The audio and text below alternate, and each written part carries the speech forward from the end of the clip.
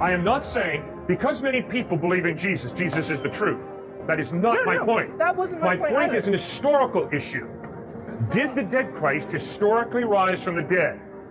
Over 500 people claimed to have seen him risen from the dead, and they were willing to die, not for their belief.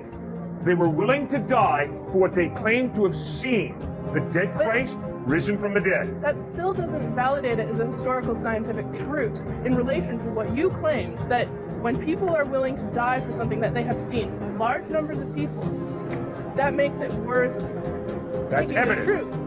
If this guy says, I saw this man risen from the dead, and he's willing to die for what he claimed to have seen, that is powerful evidence that he's speaking the truth.